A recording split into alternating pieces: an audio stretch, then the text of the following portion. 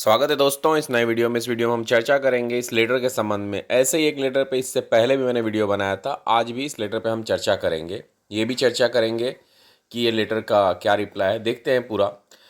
ये है राज्यसभा में 6 फरवरी को श्री रामनाथ ठाकुर जी ने प्रश्न पूछा था, जिसमें उन्होंने पूछा था, will the finance minister of finance be please to state the reason recorded on files for not considering and according approval for para 1.22 of 7th पे कमीशन, यानी 7वें पे कमीशन के पैरा 1.22 को कंसीडर नहीं किया जाना अप्रूवल के लिए। बताएंगे इसके बारे में हम कि पैरा 1.22 7th पे कमीशन का है क्या आखिर। Whether no proposal for setting up 8th pay commission is under consideration, कोई 8वां वेतन आयोग का प्रपोजल अंडर कंसिडरेशन है कि नहीं। Due to the fact that, इस कारण से कि सरकार इसे बियर करने की स्थिति में नहीं है, इस बर्डन को बियर करने की स्थिति में नहीं है पे कमीशन के। और अगर ऐसा है तो details and reason for such situation, if not the reason why the 5th largest economy, 5वीं सबसे बड़ी आर्थिक महाशक्ति setting up is not setting up 8th central pay commission, जो 8वां वेतन आयोग नहीं गठित कर रही है, and revising pay of the central government employees who are facing unprecedented inflation in the last 30 years, यानी पिछले 30 सालों में महंगाई की जो मार झेल रही है जनता, उसके लिए सरकार 8वां वेतन आयोग का गठन क्यों नहीं कर रही है।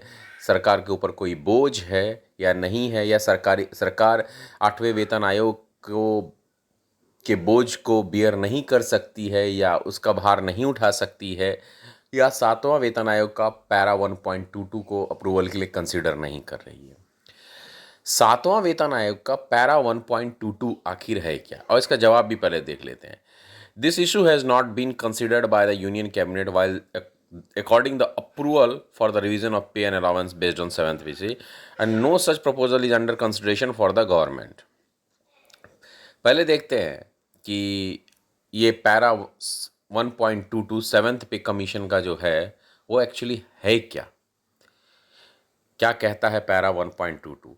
तो पैरा 1.22 को अगर हम देखें तो बहुत बुरा नहीं बल्कि बहुत अच्छा कहता है।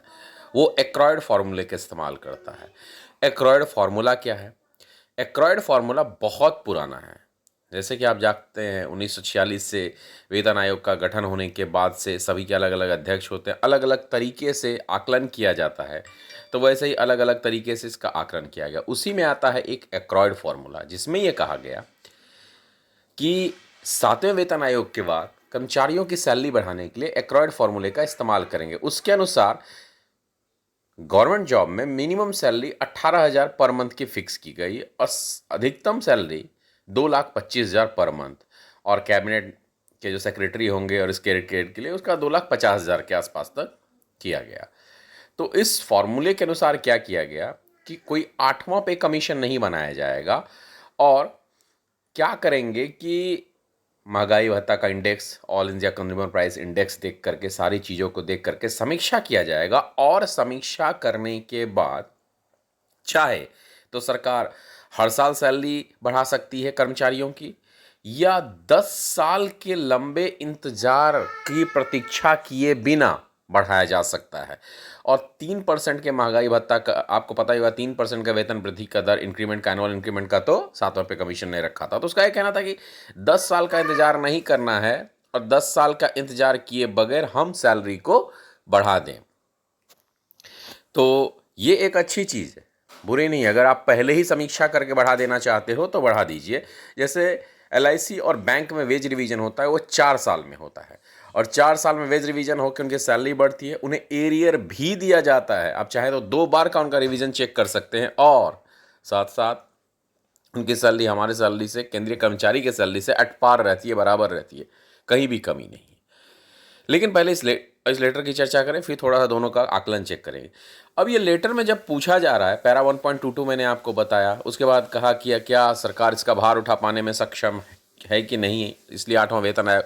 ये एक राजनीतिक प्रश्न है, इस पर हम नहीं जाएंगे कि राजनीतिक तरीके से पूछा गया है, लेकिन इस बात पे जाएंगे कि 8वां वेतन आयोग का जवाब क्या मिला। जवाब प्रश्न है अंडर कंसिडरेशन यानी विचाराधीन है कि नहीं? जवाब भी है कि विचाराधीन नहीं है।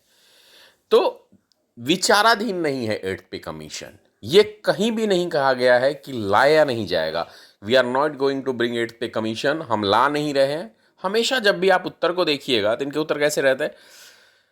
No, not such proposal is under consideration. अभी नहीं होगा, अगले महीने हो सकता है, 6 महीने बाद हो सकता है, 8 महीने बाद हो सकता है, क्योंकि इसे लागू 2026 के बाद किया जाना है। सरकार के लिए कोई बड़ी बात नहीं है पे कमीशन जैसी चीज़ों को गठित करके लागू करना। तो अभी अंडर कंसिडरेशन नहीं है, तो कल हो सकता है अंडर कंसिडरेशन। आपने अंडर कंसिडरेशन पूछा है। यह प्रश्न अगर इस प्रकार से होता कि क्या नहीं लाया जाएगा, तो उस पर कहा जाता कि विचाराधीन है। वो भी कहता नहीं, कभी नहीं लाया जाएगा, अब नया फॉर्मूले पे विचार किया जाएगा, तो ये हम मान सकते थे। तो इनका प्रश्न भी हमेशा वही रहता है, अंडर कंसिडरेशन है कि नहीं। वो भी कहते हैं अंडर कंसिडरेशन, ऐसा कोई प्रपोजल नहीं। तो ऐसा कोई प्रपोजल फिलहाल नहीं होगा अंडर कंसिडरेशन, तो इसलिए वो अंडर कंसिडरेशन है। इस बात पे ज़्यादा परेशान होने की जरूरत। अब पे कमीशन ही क्यों? असल में पे कमीशन इसलिए कि पे कमीशन सिर्फ सैलरी इंक्रीमेंट का रीज़न नहीं होता। कई तरह के स्ट्रक्चरल चेंजेस, जॉब में बदलाव, कई तरह की चीज़ों में, प्रमोशन में, मर्जर, पोस्ट के मर्जर्स किए जाते हैं, कई तरह की कैटेगरी ख़त्म की जाती है, नई कैटेगरी का चुनाव किया जाता है, चयन किया जाता है। कई के ग्रेड, डिग्रेड में, ग्रेडेशन में चेंजेस आते हैं, ऑफिसर से लेके निम्न स्तर तक के। कई तरह के बेनिफिट में बदलाव किए जाते हैं, कई तरह के लाभ को कम किया जाता है, अलग तरह के लाभ को बनाया जाता है। तो पे कमीशन सिर्फ सैलरी इंक्रीमेंट नहीं है। लेकिन ठीक वैसे ही बैंक का वेज रिवीजन भी, LIC का वेज रिवीजन भी सेम वही चीज़ है, कई तरह के बदलाव कर दे।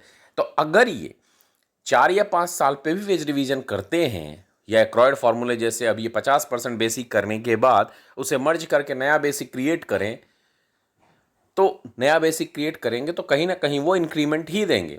अगर 10 साल में आपको 10,000 का इंक्रीमेंट मिल रहा है और 5 साल में 5,000, 5 साल में 5,000, तो बात मोर और लेस बहुत ज़्यादा फ़र्क की नहीं रह जाती। वैसे ही केंद्रीय कर्मचारियों को बहुत ज़्यादा बढ़ा करके नहीं मिलता है। तो चाहे वो एक्रायड फार्मूला का इस्तेमाल करें 50% बेसिक होने के बाद, या 8th पे कमीशन लाएं, कोई बहुत बड़ा आमूलचूल परिवर्तन नहीं हो रहा है। तब क्या है, एक लेटर आता है, लेटर आने के बाद लोग उस पर हो हल्ला शुरू कर देते हैं।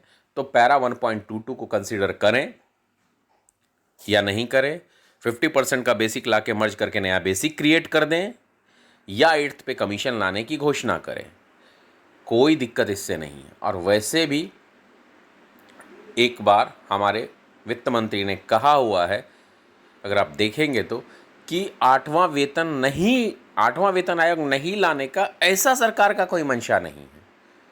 तो मोर और लेस समय का इंतज़ार करना ज़्यादा बेनिफिशियल है। हम इंतज़ार करें और देखें कि क्या चेंजेस आ रहे हैं। इंस्टेड ऑफ दैट, ये पानी पीटने के जैसा है कि एक लेटर पे हमेशा लोकसभा और राज्यसभा में प्रश्न पूछे जाते हैं। प्रश्न के उस समय के जो मंत्री रहते हैं, पंकज चौधरी जी कई बार इसका जवाब दिया। तो उस समय के जिससे संबंधित जो मंत्री रहेंगे वो जवाब देंगे, जैसा प्रश्न वैसा जवाब। तो उस जवाब पे विचार किया जाएगा। वो इस जवाब के हिसाब से आप 2 साल तक परेशान होइए या वेट करिए। आपको 1 जनवरी 2026 से 8th पे कमीशन लागू होना है। तब अगर नहीं लागू होता है या कुछ चेंजेस नहीं होते हैं तो नहीं आएगा। उसके 6 महीने पहले तक आपको नहीं मालूम पड़ता है तो कुछ और चीज़ें सोच रही है सरकार। लेकिन अभी तो जनवरी हुई है, फरवरी स्टार्ट हो रही है, जनवरी में मोर और लेस 2 साल पहले करते हैं। इसलिए मेरे हिसाब से वेट करना चाहिए, वेट करके देख लेना चाहिए क्या होता नहीं होता। सरकार के लिए पे कमीशन लागू करना कोई बड़ी बात नहीं है। गठित करना, 5 आदमियों की कमेटी बना के, 3 आदमियों की कमेटी बना के गठित कर देना कोई बड़ी बात नहीं है। But still wait and watch के अलावा ऑप्शन हमारे पास नहीं है। यह था इस लेटर पे अपडेट। वीडियो अच्छा लगा हो तो लाइक शेयर सब्सक्राइब करिए। धन्यवाद।